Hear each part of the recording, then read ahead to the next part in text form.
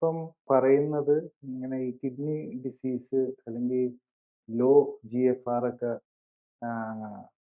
പിള്ളേരിലും കണ്ടു തുടങ്ങിയിട്ടുണ്ട് കൂടുതലും. അപ്പം ചിലർ പറയും അത് ഈ പ്രിമച്വർ ബേബീസ് ആണെങ്കിൽ അങ്ങനെ ഒരു ഇഷ്യൂ ഉണ്ട്.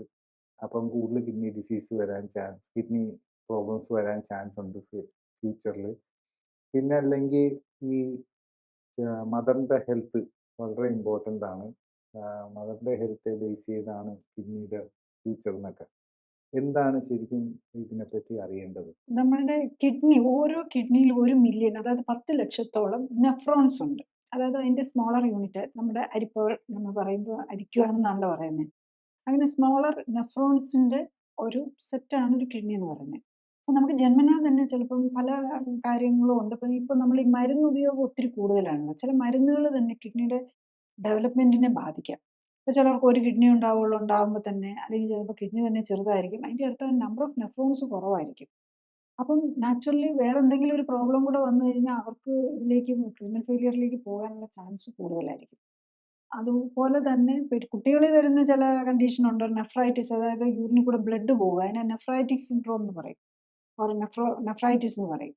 അപ്പം പെട്ടെന്ന് പിള്ളേർക്ക് BP കൂടുക, മൂത്രത്തിൻ്റെ നിറം കാപ്പി ഉള്ള ചായയുടെ നിറം പോലെ ആകുക, ഇതൊക്കെ ആയിരിക്കും അത് വരുന്നത്.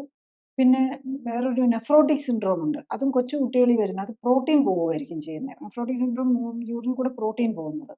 അപ്പം ഇതൊക്കെ ഉള്ള കുട്ടികൾക്ക് നാച്ചുറലി അവർക്ക് ഇപ്പം നെഫ്രോട്ടിക് സിൻഡ്രോം ഉണ്ടെങ്കിലോ നെഫ്രൈറ്റിസ് വന്ന കുട്ടികൾക്ക് അവരുടെ കിഡ്നി ഓൾറെഡി അഫക്റ്റ് ചെയ്തിട്ടുണ്ടാകും. കിഡ്നിയുടെ ശരിക്കും ബേസിക്കലി നമ്മൾ GFR കുറഞ്ഞു തുടങ്ങണമെങ്കിൽ തന്നെ 2/3 ഓഫ് കിഡ്നി ഫംഗ്ഷൻ പോയി കഴിഞ്ഞാലേ നമുക്ക് അറിയാൻ തന്നെ പറ്റുള്ളൂ. അതിന് മുമ്പ് അറിയണമെങ്കിൽ നമ്മൾ യൂറിനിൽ ബ്ലഡ് ഉണ്ടോ അല്ലെങ്കിൽ യൂറിനിൽ കൂടെ പ്രോട്ടീൻ ഉണ്ടോ എന്നൊക്കെയാണ് അറിയാൻ വരുന്നത്.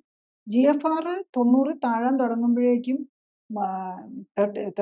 60% ഓഫ് ദി കിഡ്നിയുടെ ഫംഗ്ഷൻ പോയി കഴിഞ്ഞിട്ടാണ്. കാരണം നമുക്കറിയാം, ഒരു കിഡ്നി മാറ്റി വെച്ചു, അതായത് ഒരു കിഡ്നി മാത്രം ഉള്ളവരുടെയും GFR നോർമലായിരിക്കും.